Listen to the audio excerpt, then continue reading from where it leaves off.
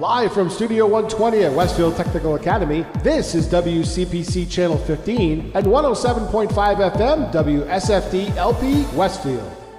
Support for the community programming provided by the Dunkin' Donuts Shops of Westfield and the Sardinia family. It's nice to know that even as the world changes, Dunkin' Coffee remains the same at 7 convenient locations throughout Westfield.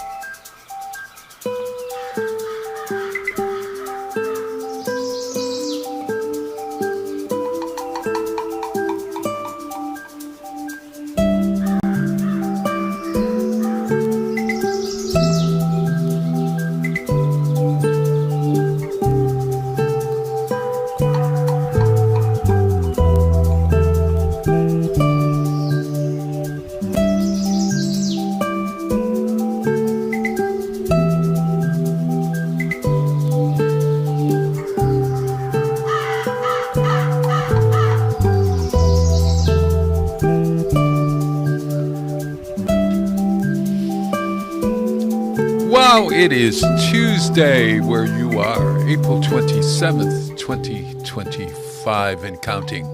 And I am here in the, look at you. I put you on the news desk set. Oh my God, I love it. I love it. I look so thin. You look seriously official right there. Do I? Am I looking now that we have two cameras here? The one directly right here or this one? You're looking at the one directly ahead, and then when you do the interview on Zoom, it'll be the one right next to the monitor. You're looking in the right one right now. I am looking in the right. Well, all right. So I'm looking at all of you guys in Agawam, Southwick, West Springfield, Wisconsin, Westfield. Where else, Peter? Anybody that's watching us on YouTube archived. There you go. You always can get us at YouTube archived by going to westfieldcommunitytv.org, I think. Isn't that right? And then WSFD Community Radio. Community Radio, even though we're on television as well. Yes, because this show started under radio, so anything that started under the radio, I kept under that channel, and then when Channel 15 started taking off, I put new shows under the Channel 15 banner. I gotcha. So we are on the WFSD. Did I get that right? SFD. Looks like Westfield without vowels. Abbreviated, yeah. Vowels or an L. No L, no vowels. Westfield. WSFD. And you can find it was the closest call letters that were available at the time. Oh, I gotcha. So where do you have to go to the government in order to get that? The Federal Bureau of not investigating. Federal Communications Commission. Really? And so there are all these names that you can choose from? Well, somebody has developed lists of available call letters. Because there can only be 4. And it has to be 4. And it can't be. It can't be 3? Correct. And it can't be in use. Oh, okay. Gotcha. There seems to be somebody at your door, Peter. You're letting them in. That doorbell that you heard was not my psychotherapist coming in. No, it wasn't your psychotherapist. Yeah. So, hey, how's everything in your life? A little busy this weekend. We were busy several nights this weekend. Oh, yeah. Doing what?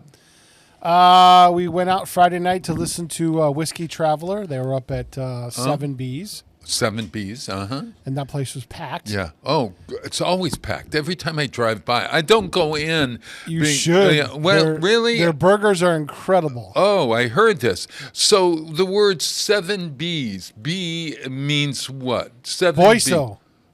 Boiso. What is that? It's the Boiso family. And spell the Boiso family for me, please. Boisseault.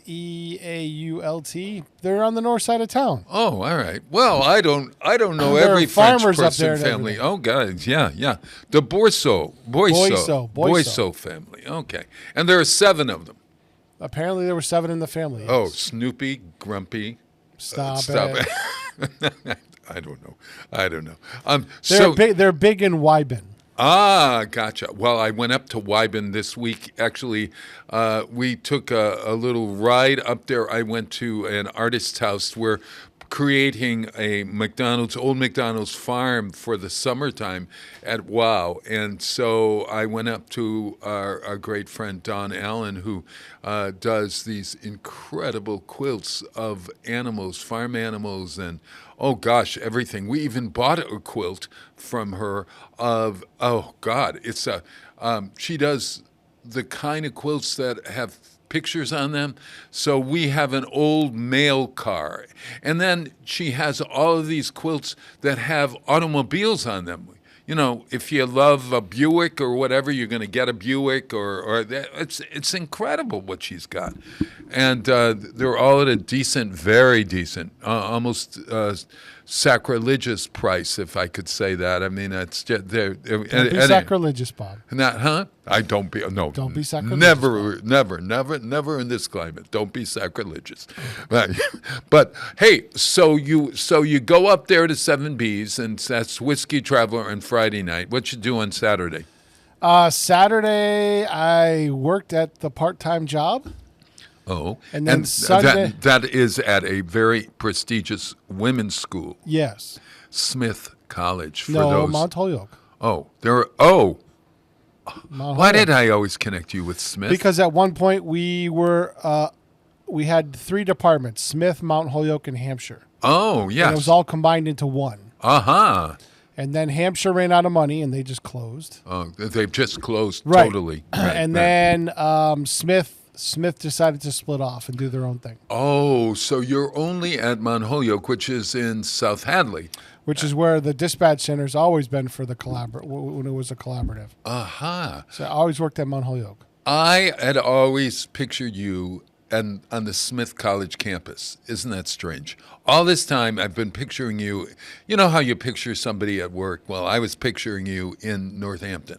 And now I've got to change my location in my brain. Right across from the Village Commons. You're across from the Village Commons in... Oh, yeah. Oh, so you're right there where there's that great restaurant. What's that restaurant on the Commons? There are a couple of them, I think, actually. Johnny's Tavern. Yes.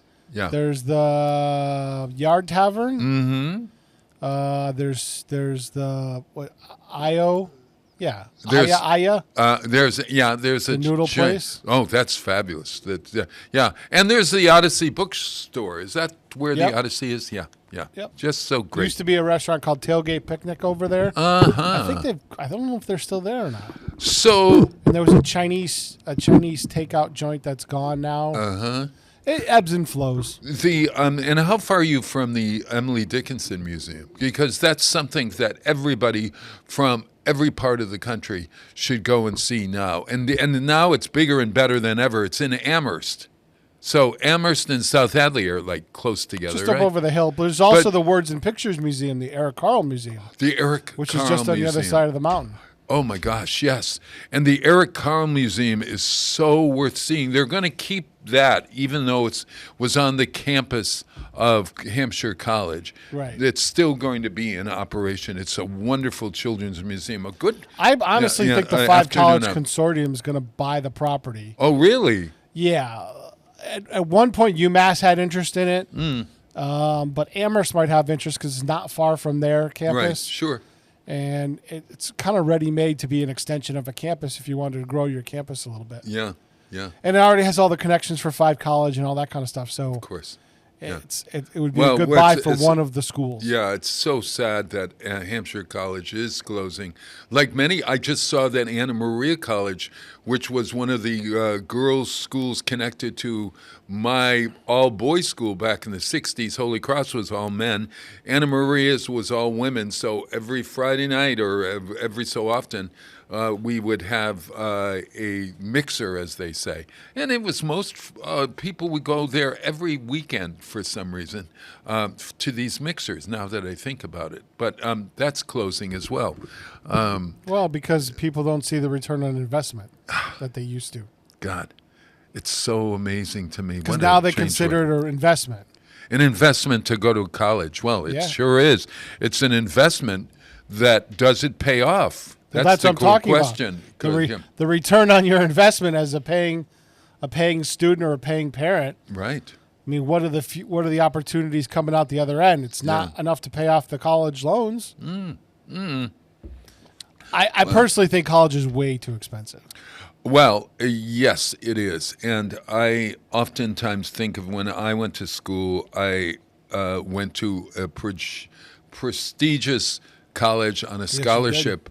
But in order to go there, it was, I think, $2,700 a year. It was $1,500 for the studies and $1,200 to stay, room and board or something. So it was around $2,700, if I remember correctly. This was in the 60s. Yeah. Now that is now 60 to 80. 90,000. 90,000. 90,000. And I think the college that I work at, they just went up to 84,000.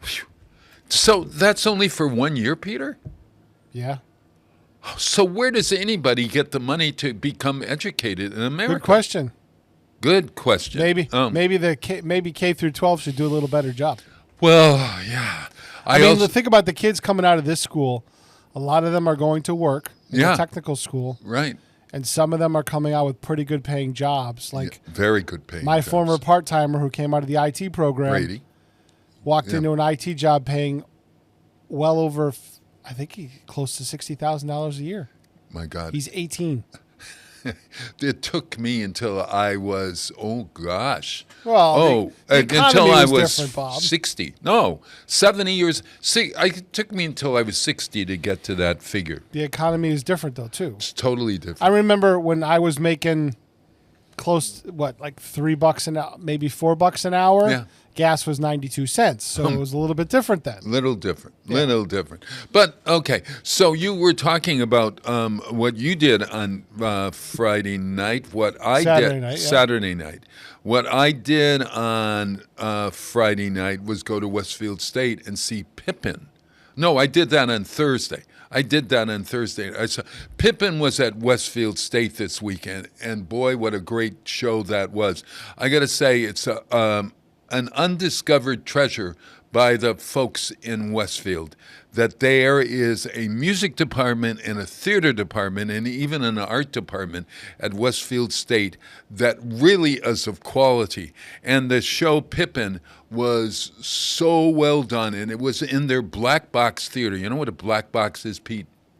Yes, I do. A black box theater is you're really surrounded by curtains or whatever, and they can configure the stage and everything determined on what they need. So the stage, you could have the audience all around in the round or three quarters or proscenium stage, or just as we say, just.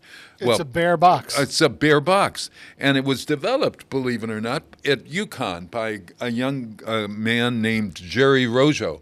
And I happened to be at the there when he was, I was doing, what was it? P.S. Your Cat is Dead at UConn one summer, and he was part of the construction team and everything, and I knew him, but I didn't realize that he's a legend because he created this black box concept, which you'll see across the country. So, and it's really good in when it's a good development space. Oh, it's a great development space, yeah. And so I always recommend folks to go up to this black box when they're having these wonderful shows. They did Pippin, and it was on for a whole week. I think Wednesday, Thursday, Friday, Saturday, Sunday. Maybe there was a matinee on Saturday and an evening performance. So there were 6 to 8 performances of this. So the kids got to do it a lot, and it was pure quality. Then I went to see the wonderful show 42nd Street at Westfield Theater Group. Peter, you missed it. It was so wonderful. It was it was the best thing I've seen at the Westfield Theater Group probably in 20 years, if I've seen it. No, honest to God. They had 40 people tap dancing on stage, all in unison, all doing steps that were adapted from the original Gower Champion choreography, because the choreographer and he's also an actor in the show, David Leslie, was in a couple of productions with Gower's tap dancing and choreography. So he adapted it for the Westfield Theater Group. Now you think community theater, okay. You always go in with a sort of it's going to be great, or it's going to be okay, and there'll be 2 or 3 standout performances. This was from top to bottom. And Tyler Cook, the music director, who graduated, 9 years ago from Westfield State. I knew him when he was a singer at Westfield State. Is now a music and pianist. He did this orchestra. Peter, they had trumpets in the orchestra that actually hit the notes. And on top of everything else, there were so many costumes in the show. They had costume after costume for 40 people. They had a chorus that really, you know how sometimes people don't look like they're part of a chorus? They were into it. Yeah, they were, oh my gosh, I can't give enough props to Westfield Theater Group and look for the next production. Really, go to Westfield Theater Group at the Westfield Women's Club. I think they have a website, and I think they spell theater, if I'm not mistaken, R-E rather than E-R. Which do you, when you spell theater, Peter, which do you use, the R-E or the E-R? Well, the R-E is the Old English version, right? French, I think. Théâtre is French. But and the E-R is, I think, the English version. The Globe Theater, was E-R. The Shakespeare's Globe was E-R, so I would assume that it is French, where it comes from. Okay. But if you go to Westfield Women's Club, and Women's Club, I should say, because it's a singular Women's Club, they have all kinds of wonderful events happening as well. And before I forget, this is the upcoming weekend of May 2nd and 3rd, Friday night. Saturday is the upcoming weekend of Articulture at Amelia Park Children's Museum. No, it's the Amelia Park Ice Rink. The ice rink has no ice on it, and there are I think they've got more than 100 vendors. And by vendors, I mean artists and storytellers, people who are authors and artists within the parameters of the ice rink. And it's always a fabulous show, and there are 5 community groups, and we're lucky to be a partner with them, and we'll be there. Don Blanton, who was so popular and is the artist in residence at Westfield on weekends, will probably be there. Well, he will be there painting, as well as Jim Johnson-Coran, who is our co-curator of Magic in the Garden, which you've got to see at the Wow Center, 105 Elm Street in downtown Westfield. It's so good. There's so many young people coming in, children to see. It's a show for families because it's fairies and elves and fairy houses, and also the wonderful regional art of regional artists. A little redundant, and the great art of Gary A. Lippincott and Linda Graves, who are these first-rate, nationally known illustrators, painters, and sculptors, and they are just they're just great. And they were there at our opening just recently, and you've got to go and see that. I've got the bookmarks here. You're going to see these bookmarks all over Westfield, and they're really pretty. They have a bluebird on the top. I think that's a bluebird anyway, or I don't know. Maybe it isn't. It's a bird on the top.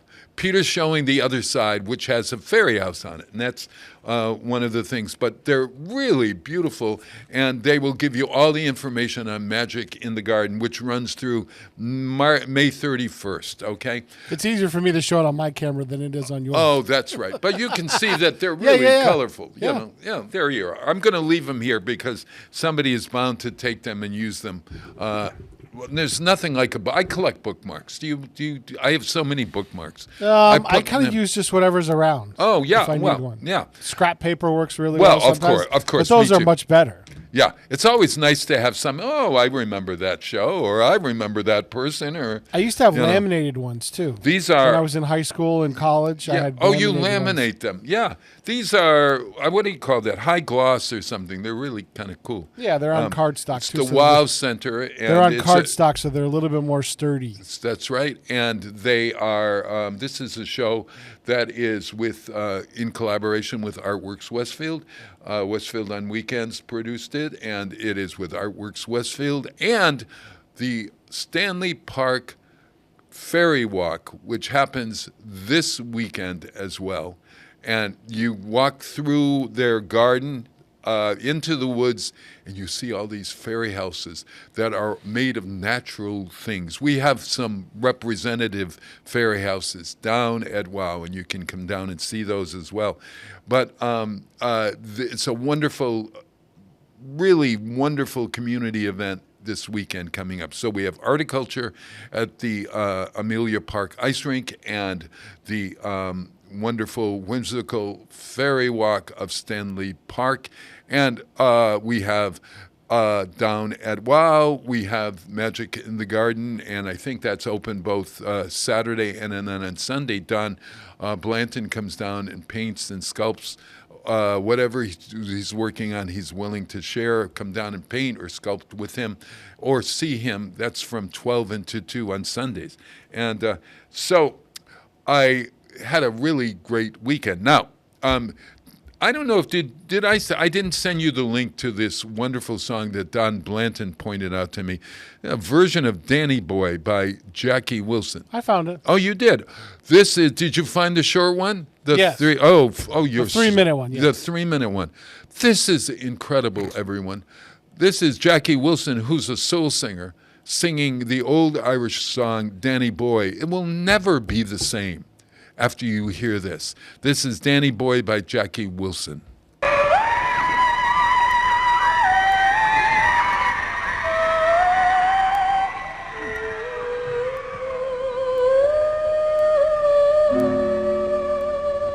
Oh, Danny boy,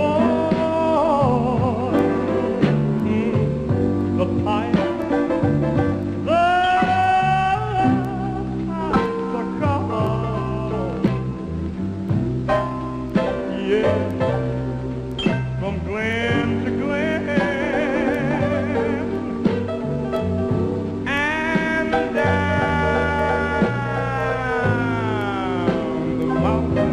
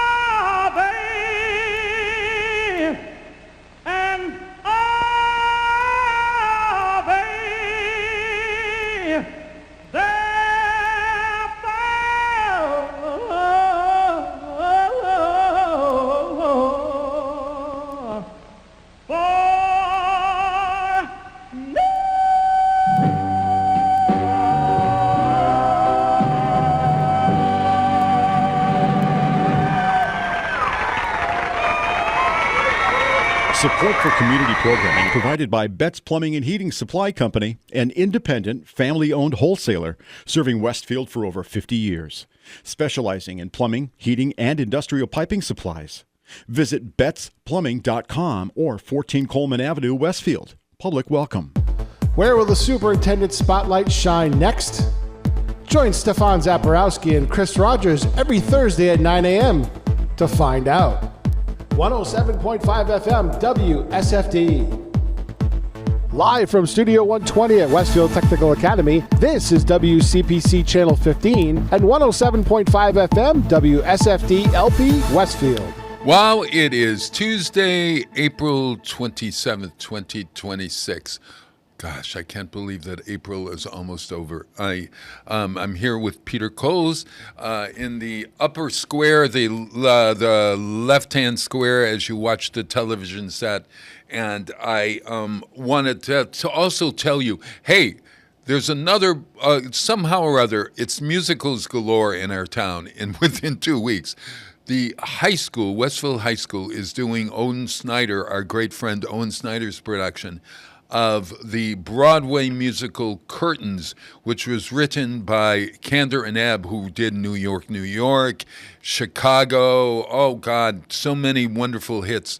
That Cabaret, and this is a murder, very funny murder musical, and it originally starred David Hyde Pierce, from he's that guy that was on Frasier. Frasier, yeah. Yeah. Also big Broadway star as well.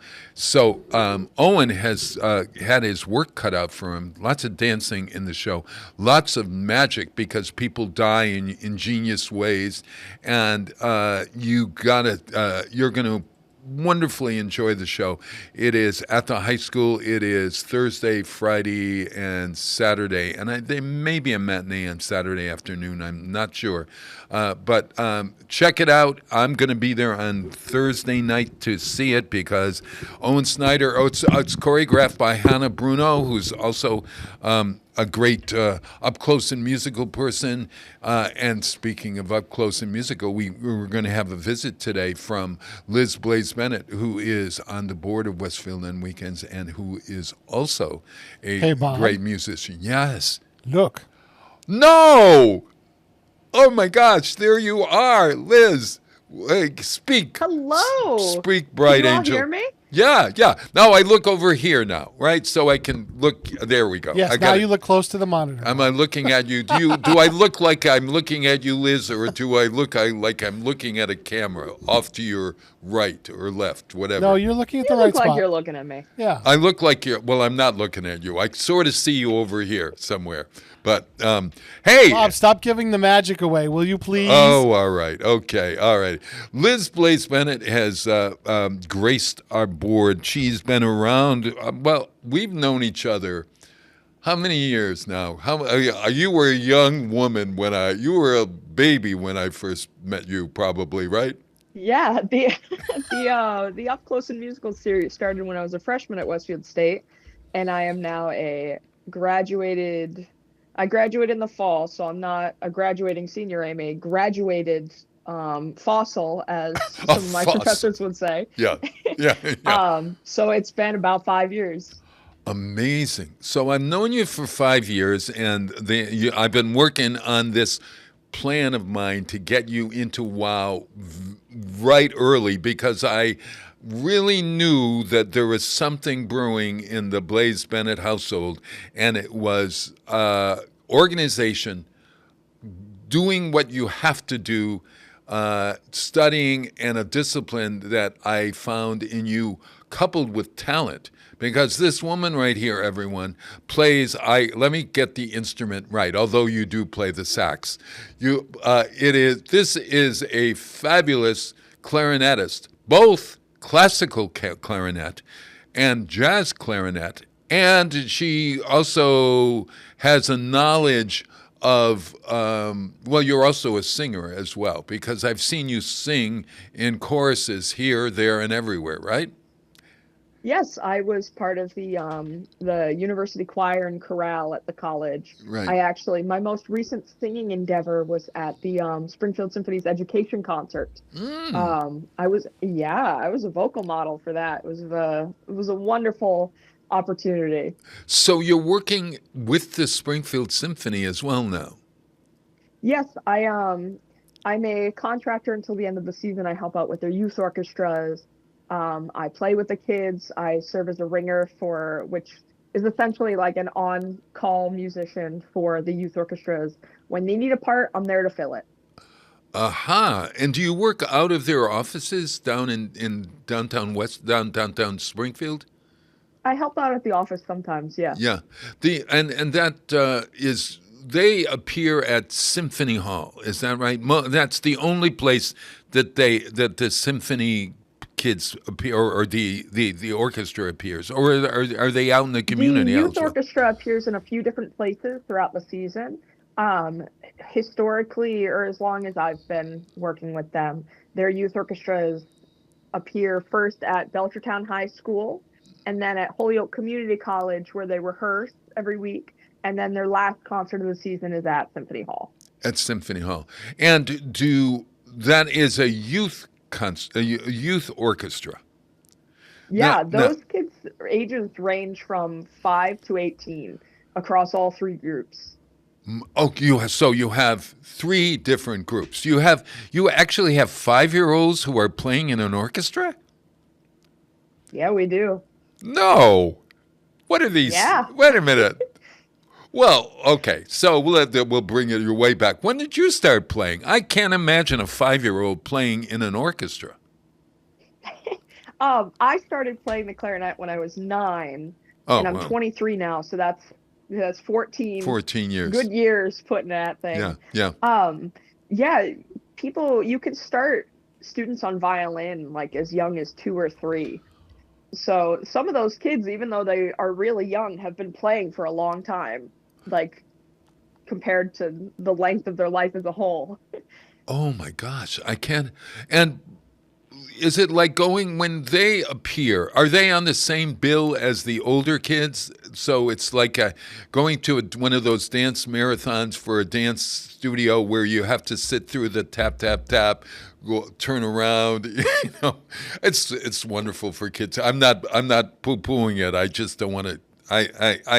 Well, if I had a kid that young, I'd go, but I as an adult, I don't need any more tap, tap, tap, turn around, and smile at the audience in a beautiful outfit that your mother made or had to buy or something. Right? Yeah. Is it different? Different from musicians? We have the 3 different groups. So what we have is the first group is more of like a novice, kind of more beginning string group called the Camerata. And then we have an intermediate group that starts to bring in woodwinds. The Camerata is strings only. The intermediate group allows woodwind and percussion to come in, and that's called the Sinfonia. And then we have the Springfield Youth Orchestra, which is kind of the more advanced group made of mostly high schoolers. Okay. So the words are Camerata, Symphonia, and Orchestra. Are those used outside of the Springfield I've heard of the Boston Camerata, but it's a singing group.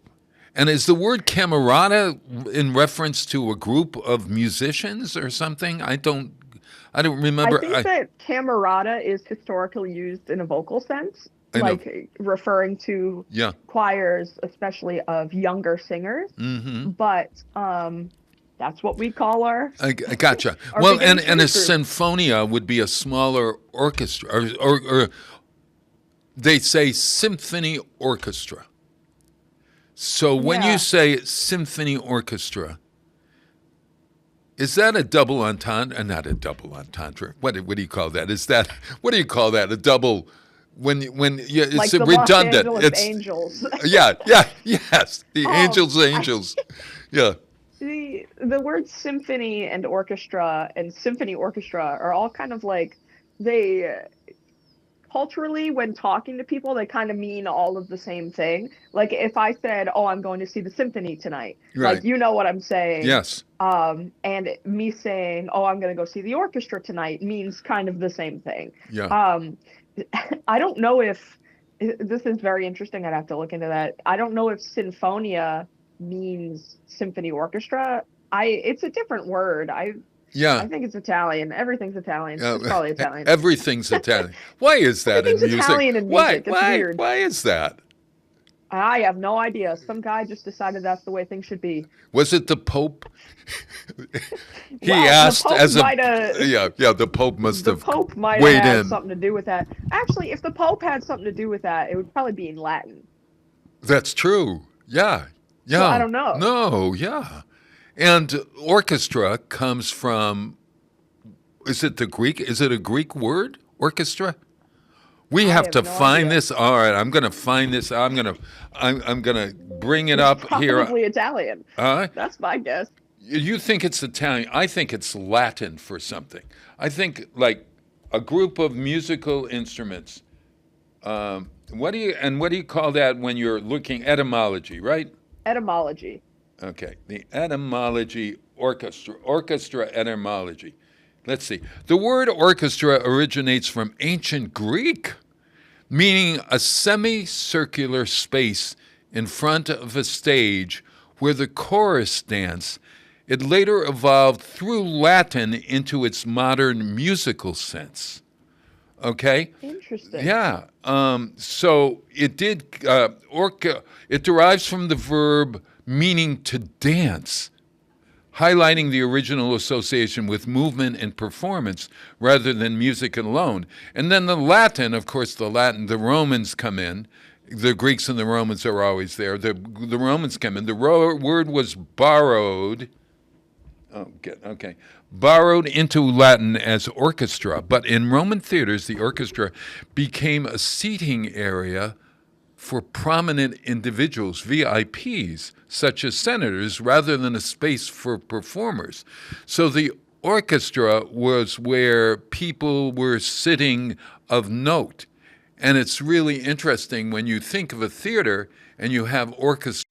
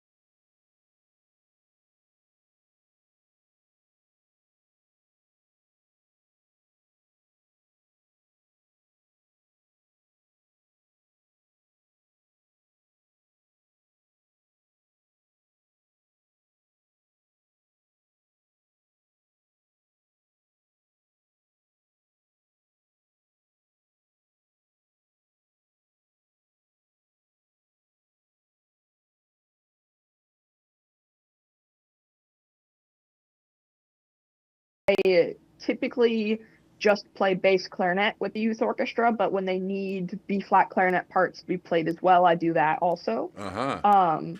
So it's not always that the students just don't know what they're doing or don't have the skill. Sure. I mean, sometimes that can be said, but that can be said for any group, not just the students. Sure.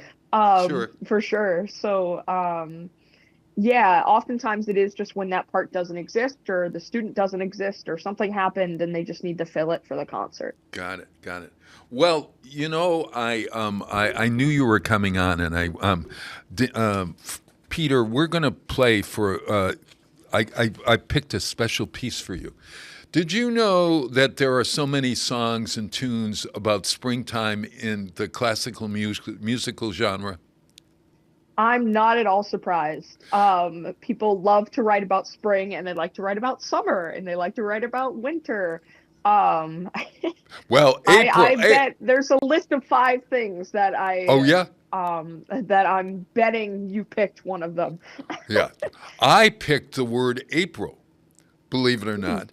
And I found, and I thought to myself, I wonder if there are any of classical musical pieces that have April in the title, or because April seems to be in popular music. I'm going to play one a little later, April in Paris and April in Portugal, and I remember April and April. April comes she will, and there's April Fools. So many of these songs have April in the title. So I asked about April. Do you know of any classical musical pieces that have April in the title? I don't know specifically about anything related to April. Well, get this. You're going to be so surprised. Peter Ilyich Tchaikovsky wrote. Really? Yeah. Do you remember the season, Vivaldi's The Seasons? That's the first thing that came to mind. Yeah. Vivaldi's The Seasons, Peter Ilyich Tchaikovsky wrote his own The Seasons. And in that suite or whatever, that symphonic piece that he wrote, there is something called April Snowdrop. And it is something very interesting. So I'm not going to play, like I put you into here or I've set you up to play the classical piece of this. No, I'm going to play it in a jazz version. It goes on for about 6 minutes, so I've asked Peter to cut it short so that we have about 2 minutes of this. This is a jazz version of Peter Ilyich Tchaikovsky's April Snowdrop from his work, The Seasons. See if you enjoy this piece, and you're going to know when you're going to hear jazz first, and then you're going to go back to that classical part at the end or bit. So here's a little, and this, I don't know who's playing. Oh, it's a Russian group called Yuri Martin. Here it is.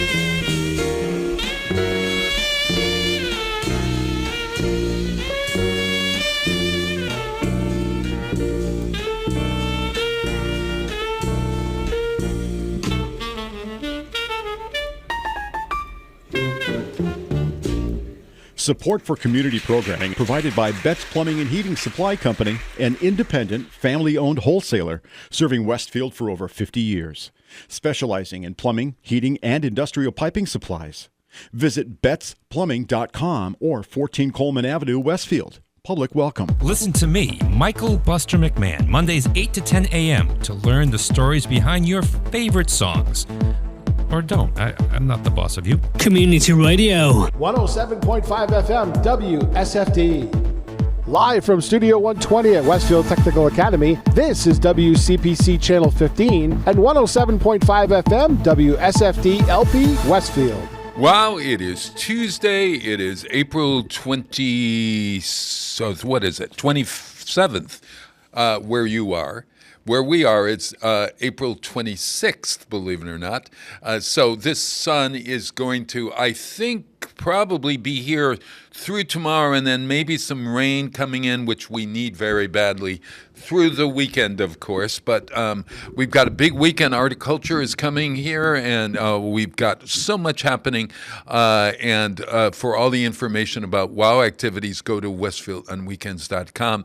And we are having a wonderful time. I always enjoy, we get to talk an awful lot, don't we, Liz Blaze Bennett? This is Liz Blaze Bennett, fabulous clarinetist and musician and a WOW board member and a stalwart in the Up Close and Musical program, which we have at Westfield on weekends, but especially the summertime gig. But through the year as well, she informs everything that we do and brings a youthful perspective to everything we do. What did you think of Tchaikovsky's da dum da dum dum dum da dum? Yeah. I wanted it to be more. I wanted you to hear the original, but you, for those who enjoy classical clarinet, there was a clarinet in there playing, wasn't there? It was a saxophone. Oh, that was a saxophone. Oh, how did you know it was a saxophone? Well, you can guess because the clarinet, like, it's a wonderful instrument for jazz. It's a very underrated instrument for jazz. Yeah. It's not very common, especially now. And there are definitely a few clarinetists out there. I mean, I could name a handful of jazz clarinetists, but it's not as common kind of as it was in like the Benny Goodman and Artie Shaw days. Yeah, sure. So historical context would tell me that it's also probably not a clarinet player. But, I've been listening to jazz and playing saxophone for a while, and that was a sax. Like. That was a saxophone. Could you play a saxophone piece on a clarinet? Yes and no. I mean, you could, but it won't have that characteristic saxophone sound. You would also have to think of the notes a little differently. The way you play a clarinet is different than the way you play a saxophone, and they're both what's called transposing instruments, which means that if you have a piece of music, right, for a B-flat clarinet, the notes that are written on the page are not going to be the notes that actually come out of the instrument. What do you mean? I don't know. Wait a minute. There's this classic saying that everybody says in theory classes, like music theory classes, and I kind of never understood it until after I was finished with my music theory classes. Yeah. But it goes, it's C's a C, it sounds it's key. Say that again. If it C's a C, it sounds it's key. If it feels a C, it sounds. If it C's a C, yeah, gotcha. It sounds it's key. And what that means is if you have a piece of music for, let's say, the saxophone, an E-flat saxophone, and the sheet music like has a C in it. If it C's a C, it's going to sound its key. It's an E-flat saxophone that's C'ing a C. That C that it's playing is actually going to sound like an E-flat. That's what it means when you say this is a B-flat saxophone or a B-flat instrument or E-flat instrument, because I never really understood. I thought it was just the length of the instrument that makes it a clarinet, an E flat. Well, for everyone out there, explain. There are different clarinets, right? Yes, so there's a whole bunch of different clarinets, and I could go and name all of the ones that I know, but then we'd be here another hour. But, Really? we have a bunch of different clarinets, and historically, there's a good historic reason for this. Old clarinets, like clarinet came about in the 1700s. And when they first invented the clarinet, it was a very, very simple instrument with very few keys. And very instruments that are like that, it can be very hard to play in different keys on. Like you could have a song in the key of C major, and that would be very easy to play on the clarinet. Right. But then you could have another song in, say, like A major, which would be much harder to play because the way you play the different notes that A major needs versus C major needs. Some of the notes in A major would be obscenely hard to play on such a simple instrument because it's called cross fingerings. It's very complicated. Sure. But C major easy, A major hard. That's the gist of it. So what they did was they made a bunch of different clarinets in different sizes to kind of compensate for that, so that you could play the clarinet in a bunch of different songs that were in a bunch of different keys, but changing the size changed the kind of sound that came out of the instrument, which meant that you could play easier, you could play different keys easier on some instruments than others. Which made it easy for the clarinet to be in a lot more music. This kind of got phased out over time once they started adding more keys. They invented, I can't remember what it was called exactly, but the first clarinet that could play what's called fully chromatic, which means it can just as easily play every single note, was in 1850, thereabouts. So 150 years after they invented it. Oh my After they invented the chromatic clarinet that could play everything, it became less of a thing. A chromatic instrument, or the word chromatic refers to do, re, mi, fa, sol, la, ti, do. No, wait a minute. Is that right? No. So C, do, re, mi, fa, sol, la, ti, do right. is a standard. That's the standard scale. Not te. I said te. Yeah. T. Te is something else. Okay. But then they have flats and flat. Yeah, they have flats and sharps, and a flat goes. There's a note in between do and re. There's right. a note in between re and mi. Like all of a chromatic instrument is something that hits all of the in between ones too. Oh, okay, gotcha. And when you look at a piano, we're talking the black notes are the in between notes on these songs, except for E. Wait a minute, there's no black. No, wait a minute. There's no black key between E and F, is there? No, there's not. There's also not one in between B or C either. Yeah. Why is that? Well, that's our do, re, mi, fa, sol, la, ti, do, right? Okay. Yeah, that's E to F is our mi to fa, and that's only a little bit that you have to go up to go from mi to fa. And then ti to do is only, once again, it's another little bit, or you call that a half step. Something like C to D is a whole step. A whole step. Because there's another thing in between that you're jumping over when you go from C to D. And you don't have that in the Western music chromatic scale. You do have the in-between notes in the chromatic scale. You do. You don't have them in the major scale. In the major scale, you don't have them.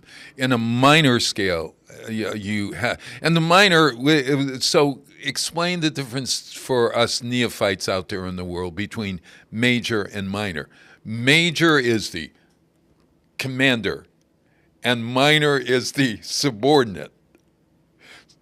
I don't know if I would describe it that way. I knew you wouldn't. The standard kind of explanation of major versus minor is happy versus sad. You think of something in a major key and it's like it's all sunshine and rainbows. Yeah, you're right. Right. It just kind of sounds happy. It sounds triumphant. It sounds joyous. Whatever you used to describe it. Right. Whereas a minor key is more gloomy. It's more sad. And it's a kind of a very simplified explanation, but it tends to work well when I describe it to folks. Yeah. And we can think of all those songs that want to make you cry are probably in a minor key, or the Volga Boatman I always think of as being in a minor key or something.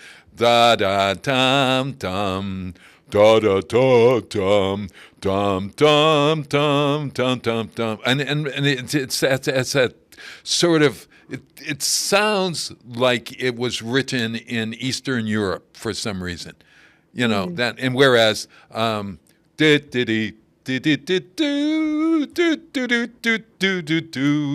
that's in major, right?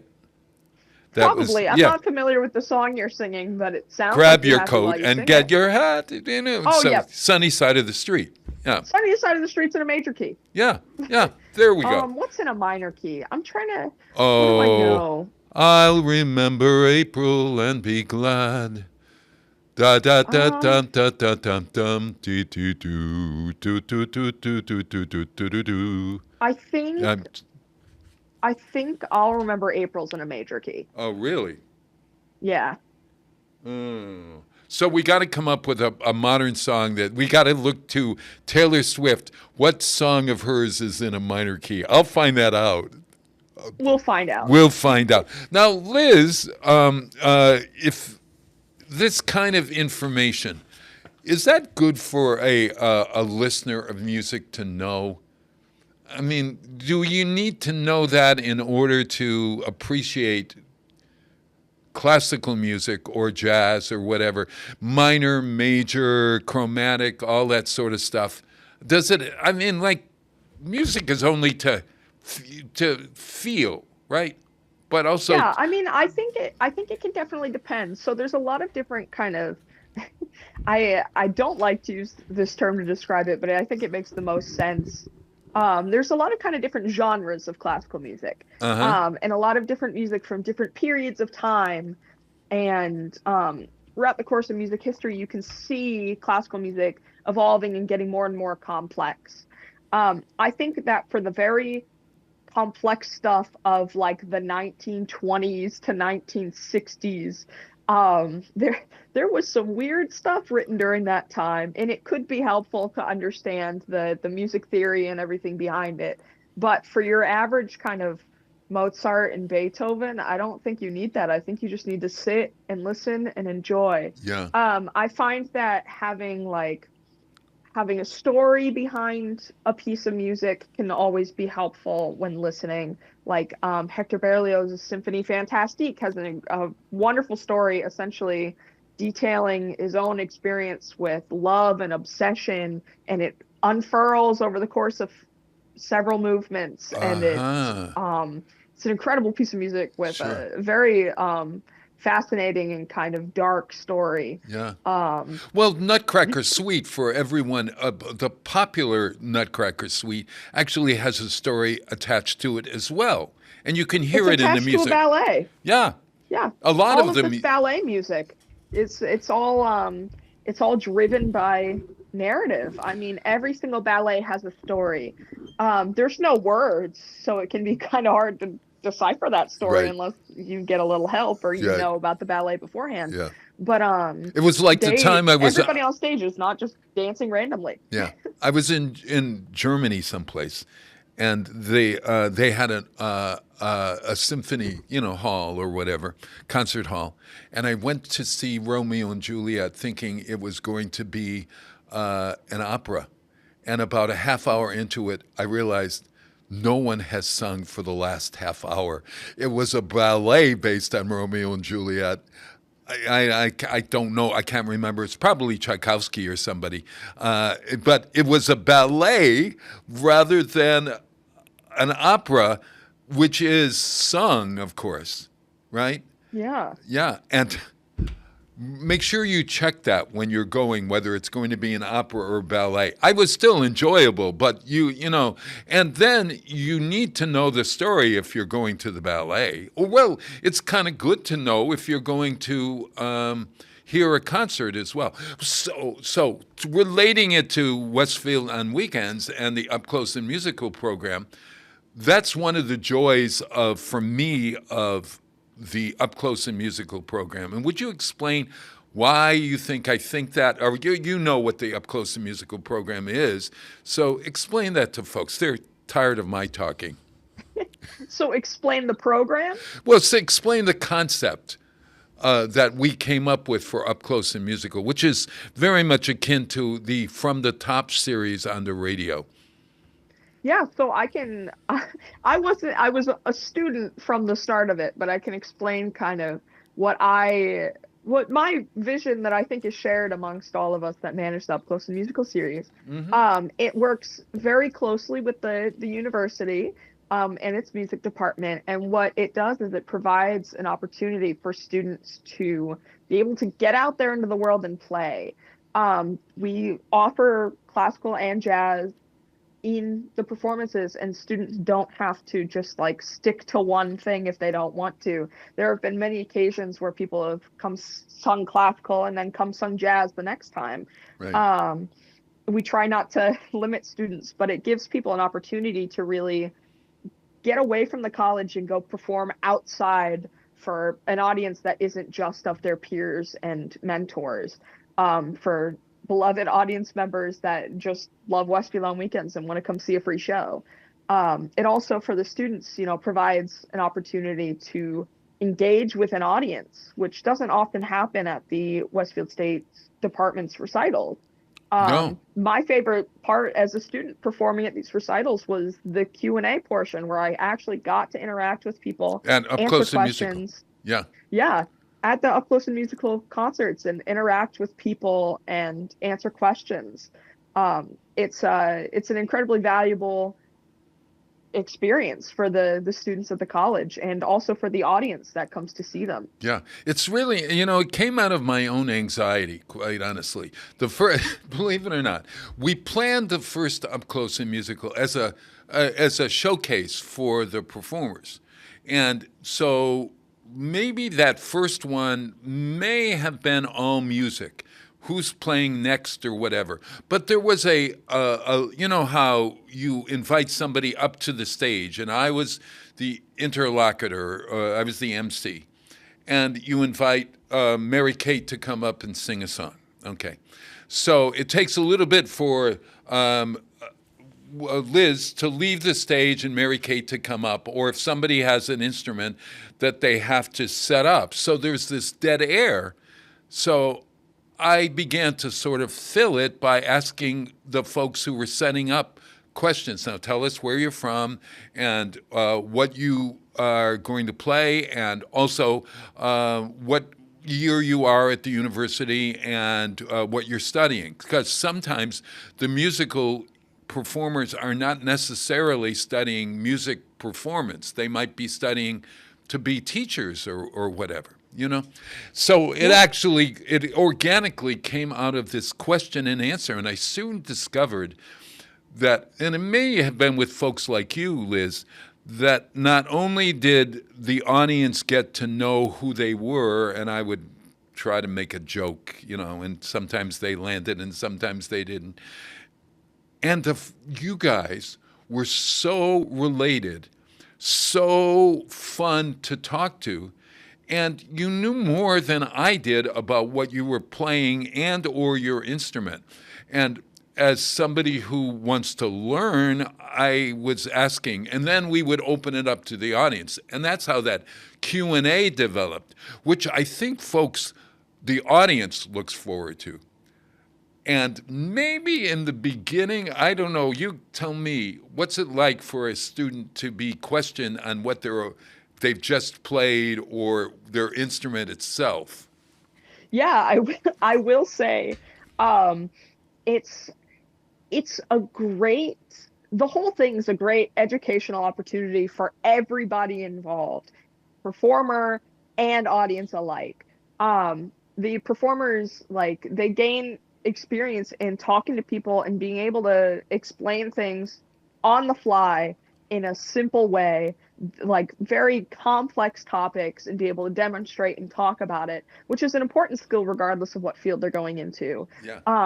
But also it creates this deep bond with the audience, and it's something that doesn't get to happen at your regular concert, where you just kind of have 10 people coming up in a line and you don't know who they are, you don't know what they're doing. But it allows curious audience members to really poke and prod and ask questions and say, what is this? I never understood this. Can you explain it to me? Yeah. And it gives those students the opportunity to help teach the world about what's going on with them and their instruments and what it's like being a musician.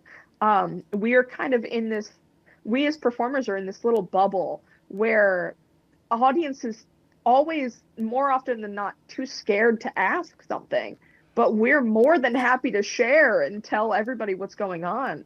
And Up Close and Musical is this great opportunity for everybody to learn and to grow together. Yeah, yeah. It's so enjoyable, and what it also, I think, it does something about the community. You know, college kids get sometimes a bad rap, especially if you live next door to them or whatever. You know, kids are kids, students are students, but you get a different sense. And as you know, I don't think we've ever had anyone that, out of all of the years that we've been doing this, all of the performers, all of the students, anyone who was not charming, kind, generous with their information, and watching them grow in their strength of talking. Unlike you have become this great explainer of what you do. You know, and you're probably get, like, when you teach others how to give a recital. I know you do because I've seen you do it, right? Yeah. And when you do a recital, what do you tell students who are just about to do a recital? Well, yeah, I actually, it's right you bring this up. You know, in 2024, we did that Up Close and Musical that included a lecture component. And I talked about the recital planning process and Right. how to prepare for it. And I interviewed faculty and everything to make sure that I was able to give well-rounded answers. I mean, a lot of it is personal preparation and making sure that you're good to go and you know what you're doing and you don't have to worry about notes or making the music. But I give a lot of logistical advice because oftentimes people don't know what they're getting into. Yeah. No. There's a whole lot of planning involved, and there's a whole lot of information you need to get to people as soon as possible. And there's oftentimes people don't have that sense of urgency like they need to, or they don't know that they need to be urgent. Yeah. And that's a lot of the information I give to people when they come and ask me. Well, there's also that interesting, what would I say, thing that happens where you have to figure out what song is going to go where. It's like in a musical, you know, you can't have all these big anthems. Everybody gets tired of Liza Minnelli singing big. You got to sometimes get small when a quieter song or something that's going to leave the audience humming or whatever. Even your last song has to be thought out, and then you have to think they may want more. Talk about what do you do when they're going more. What do you do? Well, I'd like to talk about program order first, because that's exactly what you were describing. Program order is just the order of the songs. And that was something that I had to think about pretty recently with the Up Close and Musical on April 12th. Oh my gosh, yes. Westfield concert. Yeah. For that particular concert, you know, something I had to think about was that I had 2 pieces of music that were inspired by poetry. And I ended up including poetry readings as part of the pieces. And I would read off the poetry and then just begin to play.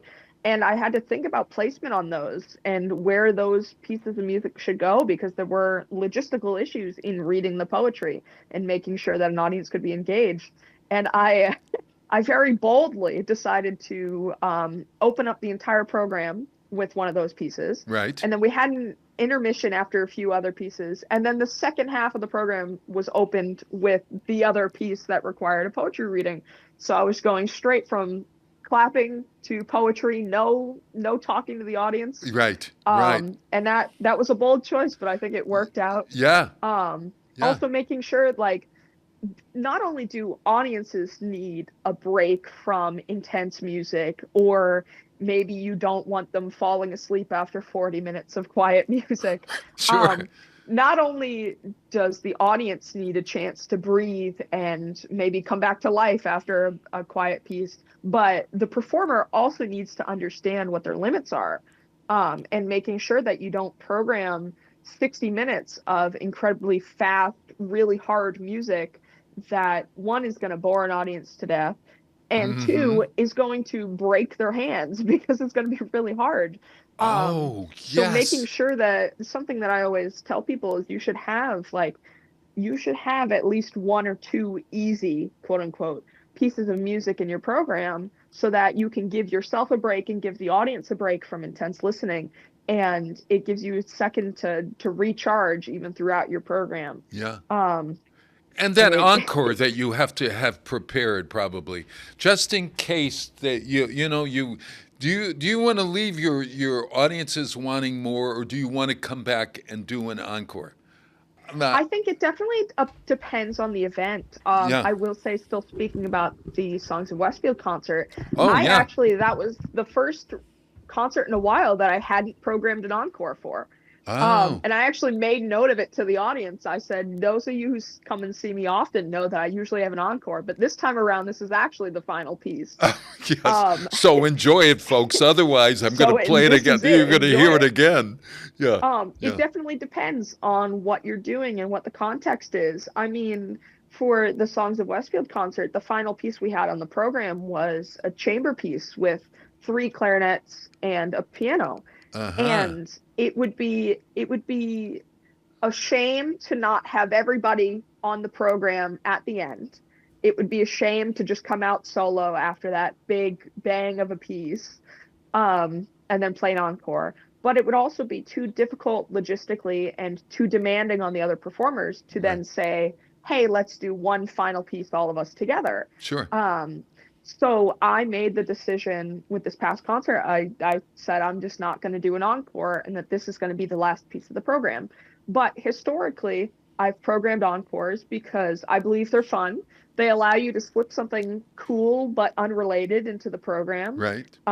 Once again, thinking about the recital in 2024, I did it was called the Schumann Show, and it was all Schumann. Right.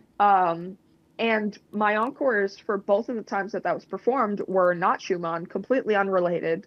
The one that was at the gallery was a jazz-inspired piece. Yeah, which was completely unrelated, totally out of left field. Yeah, it was. Yeah, and it's sort of that's that you're the performer, and then you break that wall a little bit. Classical. We can talk about this, and I actually did some little research on it. But the idea of classical music as being distanced and getting an audience is always difficult. But you recently, and this is something that you guys are going to look forward to in the next 45 minutes that we have, we have some tapes of Songs of Westfield. Just tell everybody what they're going to be hearing, we're going to be talking about. And then I'm going to play something totally unrelated to get us there, which is so far afield. All right, so tell us what Songs of Westfield was and what you were going to hear a little bit of. Yeah. So Songs of Westfield was a recital of music exclusively by local composers. It featured a lot of Westfield State University folks, including faculty. Dr. Andy Bonacci and Professor Joshua Lowell were featured. And they write the music, and then you found musicians to play their songs. Yeah. So all of the music was written by the local composers and performers. I also wrote something, so there was something by me on there too. But it was all local people that had written it, and then me and Scott Bailey performed a majority of it.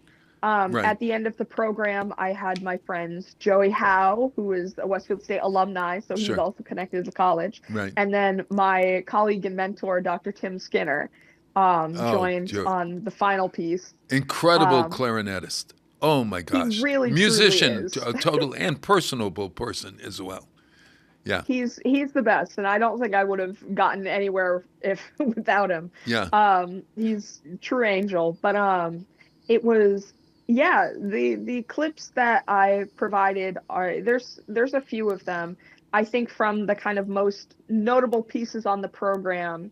I don't know in what order they'll be played, but we have Daniel Corey's Fantasy, which is a piece of music that was written in 1998. So it was actually the oldest on the program, Right. which 1998 is not that far away in terms of classical music, but it's significantly far away from everything else that was on the program. Sure. Sure. And Dr. Corey was faculty at Westfield State until 1991 when he retired. So it's a cool bit of local history to have a piece by him on there. Yeah. Yeah. So what we will do, why don't I play the song that's so unrelated, then we'll come back and we'll talk specifically about songs of Westfield, because I'm thinking that also this is something that needs to be seen and heard, and we could even use our local TV connections, Pete Coles, to perhaps have this entire thing placed on television for folks, or YouTubed or whatever. But I'm going to play Mr. Big Stuff by Shirley Knight. I don't know why I've been thinking about this week. There's a lot going on in the world, and I hope that people who are Mr. Big Stuff or think they're Mr. Big Stuff, wherever you are, start to think like the common person. Think like everyone around you, rather than putting yourself on a pedestal. This is Shirley Knight, Mr. You know this song, Mr. Big Stuff? It's used on a commercial or two. Mr. Big Stuff, who do you think you are? Shirley Knight.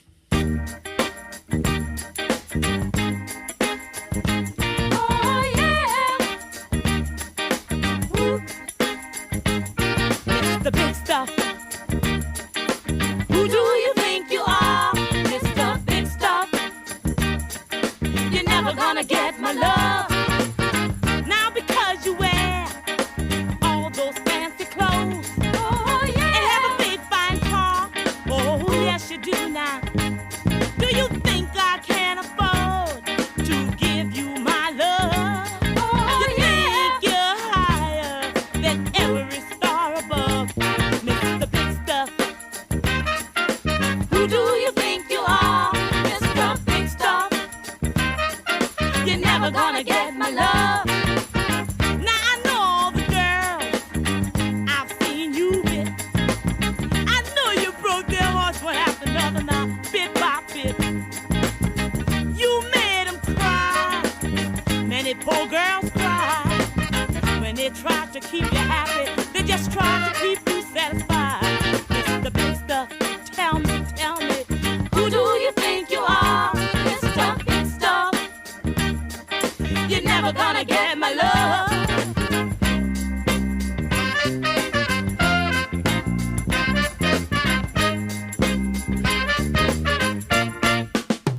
I'd rather give my love to a broke guy that has a love that's true. Oh yeah, than to be fooled around and get hurt by you.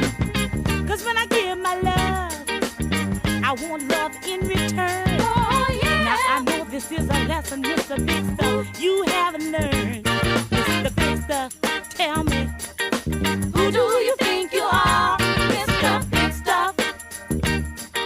You're never gonna get my love, Mr. Big Stuff. You're never gonna break my heart, Mr. Big Stuff. You're never gonna make me cry, Mr. Who do you think you are, Mr. Big Stuff? You're never gonna get my love, Mr. Big Stuff. You're never gonna break my heart, Mr. Big Stuff.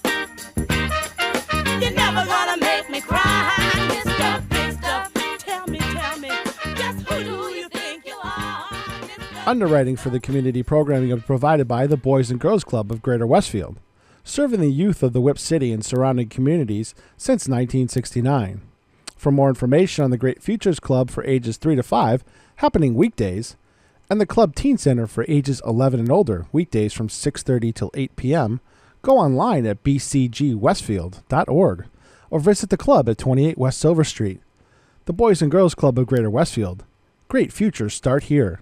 Join me, Tina Gorman, each week from 6 to 8 a.m. for Wake Up Wednesday, when my guests and I discuss health, wellness, and lifestyle reimagined. Community Radio. 107.5 FM WSFD. Live from Studio 120 at Westfield Technical Academy, this is WCPC Channel 15 and 107.5 FM WSFD-LP Westfield. Wow, it is Tuesday. It is April 27th where you are, and we're having a musical program today, and that was Mr. Big Stuff. You ever heard that song before, young woman? No, I have not. This is Liz Blaze, but you never heard that? Oh my gosh! No. Oh God! It's a would you call that rhythm and blues? No, not. I think. What do you call that kind of music? It is. Oh gosh, I don't know, but it's I'm not sure. Pop maybe, pop from the 50s and the 60s. That was a huge hit for Shirley Knight, believe it or not. Mr. Big Stuff, who do you think you are? Well, we're going to go from the ridiculous to the sublime, right? And this is a concert that you put together. Was this for your work at Westfield State, or was this personal, or how did Songs of Westfield come together? Yeah, so Songs of Westfield came together because I was talking to a lot of my composer friends and colleagues just over a period of several months, half jokingly saying to everybody that I knew that wrote music, hey, if you write me a clarinet concerto, I'll premiere it. Yeah. First person to write me a clarinet concerto gets their music played. Oh, gosh. Yes. I guess this is good to do. Yeah. Yeah. Write me a Broadway musical, somebody out there. Yeah. Yeah. Yeah. Write Bob Plaza Broadway musical. So there we are. Westfield on weekends. We'll put it together. We'll put it together. Yeah. Yes, exactly. Yeah. So definitely kind of half jokingly, but also for real. Like, yeah, I will play your music, my friend. And Jay Ducharme, who is, I call him the infamous Jay Ducharme. he's always up to trouble in the best sense. I love Jay very much. Yeah. Yeah. I know him from Second Church, where I've sung Second for the past 4 years. Yes, sure. Yes, Second Congregational in Westfield. I've sung there for the past 4 years. And I know him and love him to death. He's a hoot. Well, he's also married to Karen, who used to be the assistant in the music department, if I'm not mistaken, right? And Jay used to also teach at Holyoke Community College. I taught with him there, yeah. Yeah, him and Karen, I think, both retired in 2021. Yeah. So it's they've just been hanging out. But I told this to Jay, and Jay always takes this kind of stuff seriously. And he very quickly wrote me a piece of music. Wow. He wrote his sonata for me. And it's such an honor. It's even formally dedicated to me and everything, which is very sweet. Terrific.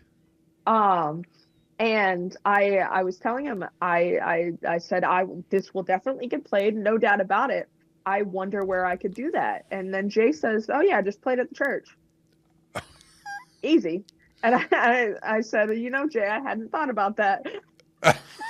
And so I went to work assembling a whole program of music to be able to, to premiere this piece of music that was written for me, but also to showcase other folks. And the whole event ended up being mostly world premieres, which was wonderful. There were a bunch of pieces that I had written for me as well, which was very incredible. It's an awesome experience. to have music written for you. It's very special. But not only to have pieces written for me, but to premiere works by people I very much respect and people whose music I wanted shown to the world. Right. So, I could be because somebody writing it's like writing a novel in your spare time, or you've got this book, but it's not out there in the world. Well, the book is the words are meant to be read or recited. Music needs to be played and heard, right? Exactly. And so how do you now get it out there in the world? Well, you do a concert, then you tape that concert, then you have somebody that you know who has a radio show. You come on, you talk about the concert, then you use your own connections through Westfield on weekends. As you see, I'm saying that scenario here, to put it up on YouTube, and then it's up on YouTube, and then composers can hear, other musicians can hear this and say, hey, that's really something. Let me go. I mean, I suppose in this world of the internet and in the media world of today, this is the way that you get heard. I'm thinking of Charlie Puth, for instance, this great classically trained musician who is now out there in the world forward. His music is out there, and he's not classical, he's writing pop music, but he's got there. We can think of all these people, but classical music could be used in the same way. Am I right, Liz? Yeah, absolutely. Yeah. Classical music, this is a little bit of a little bit off topic, but it's still very much related. I think one of the big reasons that I think classical music is so underrated and not listened to as much is because people think it's posh music for rich people only. Yes. And to be able to experience classical music, you only have to listen to Mozart, and you have to listen to it for 30 hours a day. And you need to go to the orchestra every weekend in this giant ball gown, and that's what you need to go do. But the reality of the situation is that classical music, especially now, is such a diverse thing. And you can go and see classical music anywhere for very little money, actually. Right. There's concerts that cost as little as like free, and then after that, like $10. Right. Classical music can be very inexpensive to go see. And it's also much more than just Mozart. I mean, Mozart passed away like several hundred years ago. Yes. There's living, breathing composers, and that's part of why I was so excited to put on Songs of Westfield, is that 6 out of 7 of the composers on that program are still alive. Wild. And 5 out of 7 of them were at the concert. Like, the audience got to see composers in the flesh, which is something that's very rare. Oh man. Very rare. If you think of classical music as being this thing that existed in Europe in the 1700s and then is hanging on by a thread now. Sure. Classical music is so much more than just going to the orchestra in a ball gown. It's about engaging with your community and supporting people that are still alive and doing work. Yeah. Well, let's hear a piece or see a piece. Pete, would you be able to pull one up for us? Which one would you like? I got them all. Oh, ready. you even have okay. So you just call for which one you want. As you look at this, what's the entry piece that we need here? Well, I think the entry that would be very, very good to talk about first is the second movement of J. Ducharme's Sonata. I thought I uploaded 1, 2, and 3, but it seems I've only uploaded 2 and 3, so we'll have to start at 2. I chose an excerpt from J. Ducharme's Clarinet Sonata, the second movement, to be played. And is this Clarinet Sonata number 1? I mean, like in the world of music, that J. Ducharme's Concerto number 1, or in D flat. How do you? Well, the full title is Clarinet Sonata in F minor. I think it's his first clarinet sonata, so that would also make it sonata number 1. But it's actually published as Clarinet Sonata in F minor. Gotcha. You ready, Bob? Yeah, let's hear and see.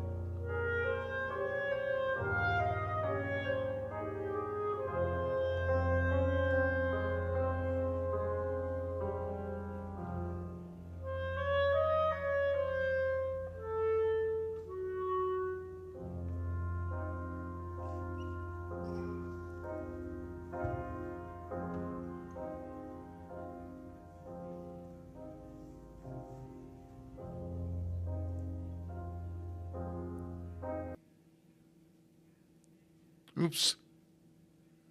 I think it stopped there, Pete. There we are. Oh, that was just a clip. Oh, gosh. Liz. Yes. Oh, my God. Okay. Wow. The whole thing is 20 minutes. So I gotcha. Well, we've got to hear. How long is the concert all told? So, Pete, maybe do you think there's a chance we could, if you got a hold of the whole concert, that we could put it up on our channel? If they wanted to release it for Channel 15, they could just send me a copy of it. Yeah, it's not a problem. Wonderful. Would you like it on a pencil drive, whatever you call those things, hard drive? No, she shared me the other file. That's fine. You can take Share me the entire, so we could put it up there. Yeah, if you really want to, yeah. I would love it. Songs of Westfield. So you can get to see. Okay, I know Jay Ducharme, and I know him from singing, happy Broadway type songs or pop American songs. So to hear this interesting piece, and you said that piece is written slowly, right? What the second part? What's the Latin word that's used there? Andante or something? I'm pretty sure it's Andante. I'd have to double check to remember, but let me see. Actually. And a question for you: when you played that piece, the little piece that we saw, there was some, making it slower or quieter or whatever. Is that you or is that Jay telling you to do that? A mix of both. Sometimes it's called personal interpretation, artistic interpretation. Yeah. Sometimes a musician will feel something in the music that even if it's not necessarily written, that's what needs to happen. So we kind of communicate, me and Scott communicate back and forth. Scott is the pianist, Scott Bailey. Yes, yeah. Scott Bailey. We either communicate verbally back and forth before performing or non-verbally with our body movements and everything to make sure that we can do what we think the music needs to do. Yeah. In that case, in that specific clip, there was a moment where I kind of pulled the tempo back quite significantly because I felt that was appropriate. Yeah. When you're working with a composer, do you ever suggest, could you make that a different note or whatever you're going? All the time. No. Really? All the time. So in this concert, did you say to the composers, look, I'm the musician here, and I would love to do this rather than that? So this particular concert, I did not actually. But there have been times in the past, part of a performer's job when you're working with a composer directly is to educate them as well. It's very much a partnership. The composer presents you this thing that they want you to do. Right. And your job as the performer is to look at it, go through it, make sure that number one, you can do it. And number two, if there's something that they're asking for that's just completely unreasonable or impossible, or you don't think you'll be able to do in the given time frame, is that you let them know. Yeah. And it's ultimately up to the composer whether or not they change it. But 90% of the time they do. There have been times where I've worked with people and I've said, I don't know if I can do this, or this is completely impossible. You need to change this now. Mm-hmm. And they definitely take that into consideration. And more often than not, they change it. I was talking to Andy Bonacci about his piece, The Caged Bird, which was on the program. Sure. Inspired by the poem, I Know Why the Caged Bird Sings by Maya Angelou. I love that. Yeah.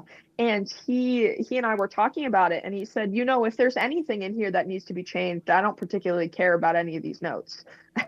I'll change whatever. Wow. I'll change whatever you want. And that's my interpretation of my wording of what he said. But he said, yeah, if there's anything in here that's far too difficult than it's worth, then tell me and I will change it. I don't care. Well, that's the beauty of Mozart. He's dead. You can play it whatever way you want. I can do what I want. You can do what you want, yeah. But with modern composers, I remember when this is so maybe far afield in one way, but it's not. The idea, I did Fiddler on the Roof, and when Jerome Robbins did the choreography, when you were doing a repeat of the show, Okay, when you're, this is not the original show. This is way off, way off Broadway. It's in some, buddy's basement or something. Okay, he requires you, if you're paying the equity fund, the money that you are required to do his original choreography. Now, what if the people can't do the original choreography? Well, they could get in trouble if they didn't do the original choreography and it was found out. Or you you moved this song from here to there or whatever. That same kind of thing that's often the same rule on Broadway, And God help you if you were in a Stephen Sondheim show and you didn't sing it exactly. Although he was really pretty kind, but there are some tapes of, or Leonard Bernstein, incidentally. Oh my God, telling people how to sing West Side Story when they have difficulty, So it's really a joy. No, okay. So let's hear another little segment and go on. What are we going to play? Let's listen to a bit of the third movement. The clip I have of the third movement of J. Ducharme's Clarinet Sonata in F minor. Okay.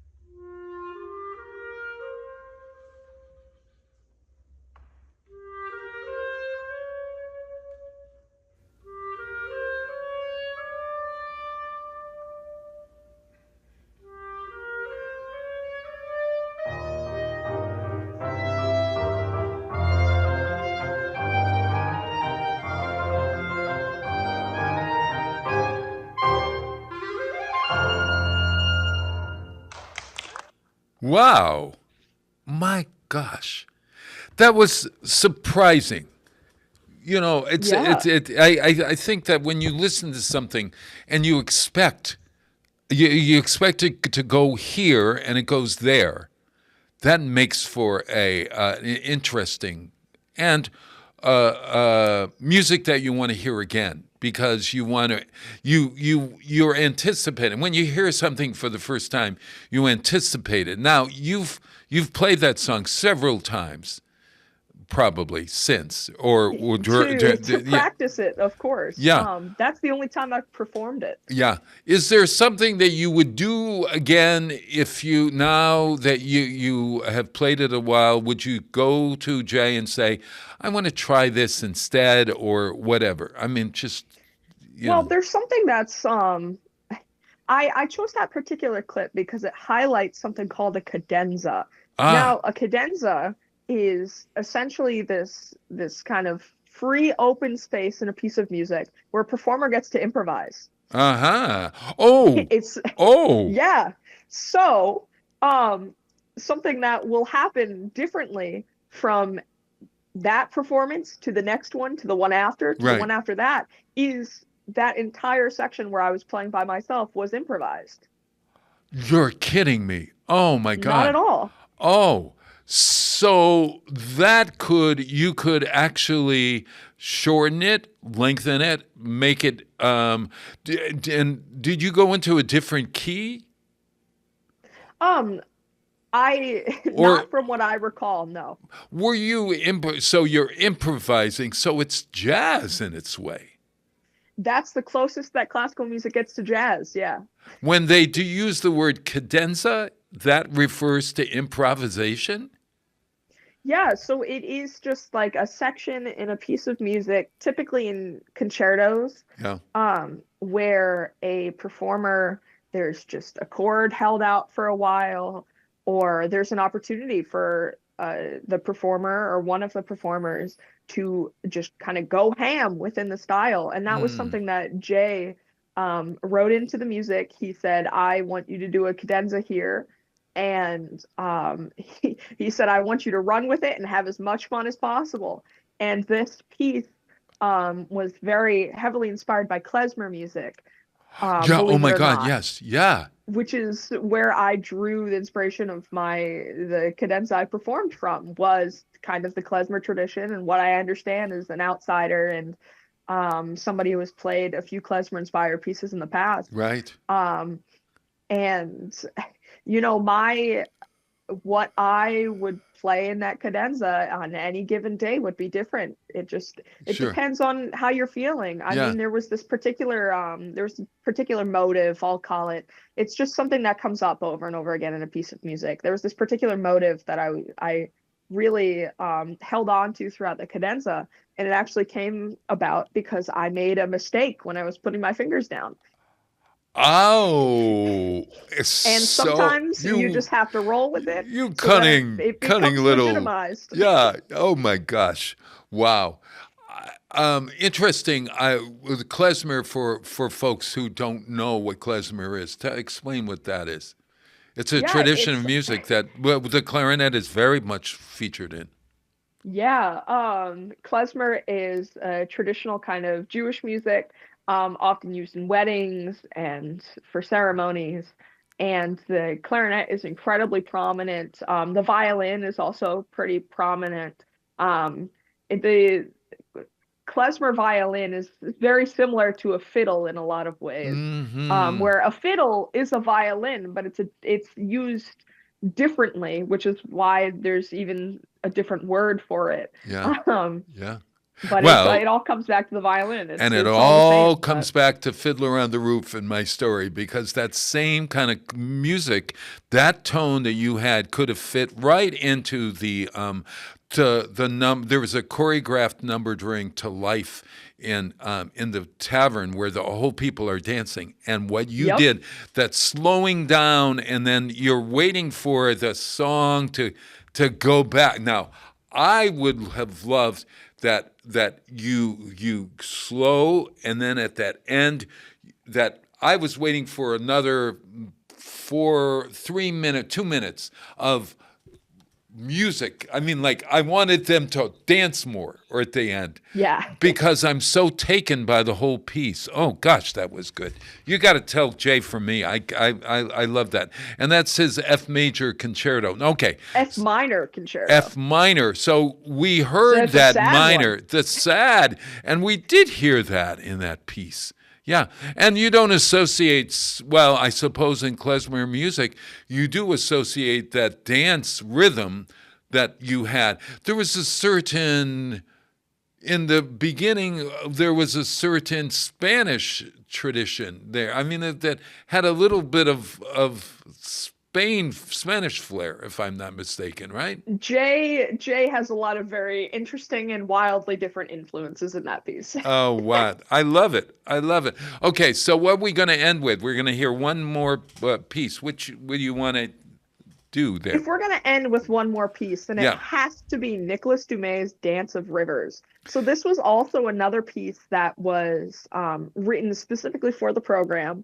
This features all of the musicians that were part of it, including my friend Joey Howe and Dr. Tim Skinner, both on clarinet with me. Right. It was written for 3 clarinets and piano upon my request when I told Nick, who is another up close and musical friend and favorite. Oh, man, we love him. I told Nick, I said, I'm doing this recital. Would you want to write something? And he did, and it was a phenomenal way to close the whole program out. Man, well, I want to tell you that we were doing Don. I didn't get to see it because we were doing. I was hoping I'd get there, but we were closing Don Blanton's. No, we were opening the Magic in the Garden show, and I had to be at the Magic in the Garden show that you guys can see at 105 Elm Street. Go to westfieldonweekends.com. It's elves and fairy houses, flowers and fancy. And so all of a sudden, Nick comes running in, and he was expecting a concert. And I said, no, Nick, you gotta go to the college. It's at the, oh no, it's I said it's not here. I think I said second congregational. He said, oh my God, I'm in the wrong place. So I hope you waited for him. So he got there on time. He got there. He got there, and he got to hear his piece. Let's listen to Nick Dumay.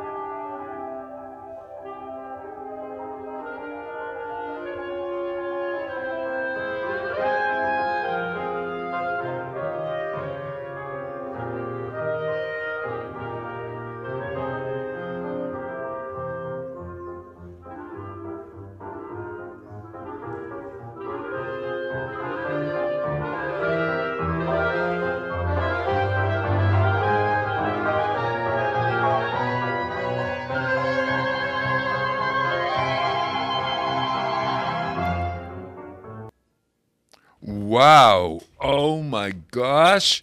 I got to see this whole concert. I'm sitting here by myself, and I'm glued to the set, Liz. I mean, my TV set in front of me here. I got to say, I am just so impressed. When we think of local composers, immediately, oh my God, you think, oh God, what are we in for? And you're in for some incredible stuff. Oh gosh! Yeah, you are.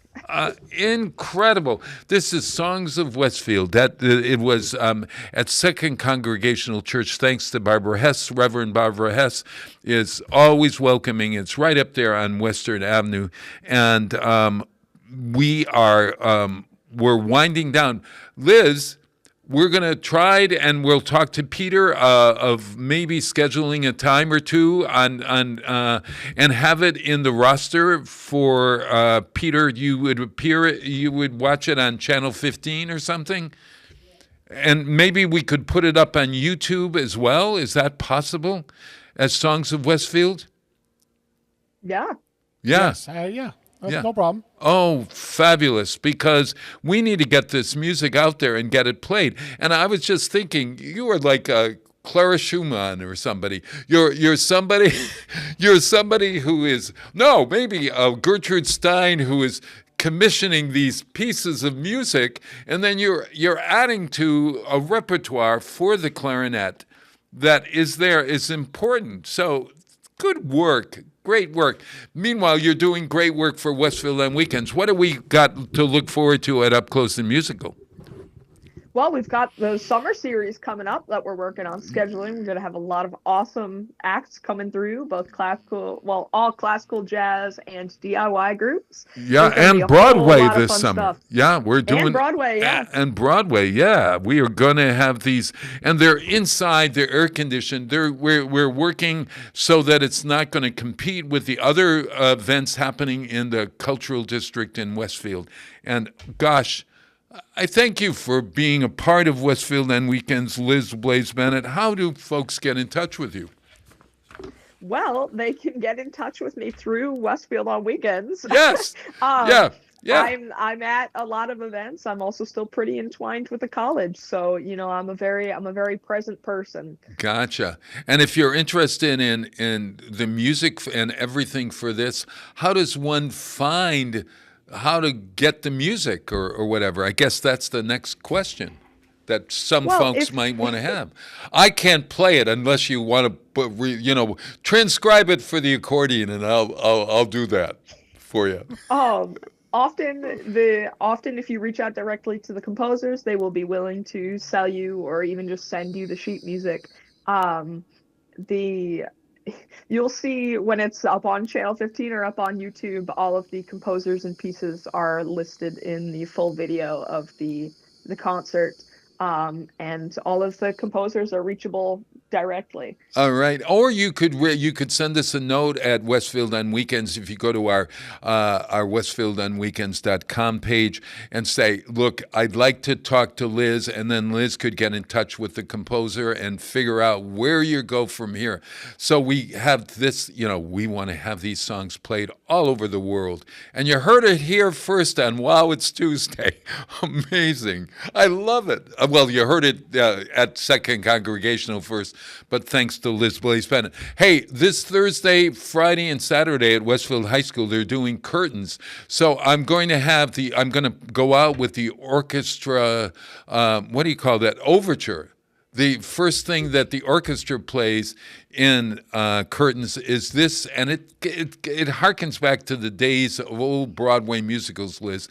This was written by Kander and Ebb. It's the music that is composed by the people who wrote Chicago and New York, and Cabaret and lots of different shows. And it's you can see it at Westfield High School this Thursday, Friday, and Saturday. So go to their website, the city school's website, and or go to the high school up on Montgomery Street to see Curtains, Owen Snyder's production of it. We love Owen, and he's an up-close and musical alumni, and we love you all. Listen, have a great week, everyone, and thank you, Liz. Always pleasure to talk with you. Look forward. We're going to be talking soon in the next day. We got lots to plan, lots to talk about. Thank you, my friend. We'll see you soon.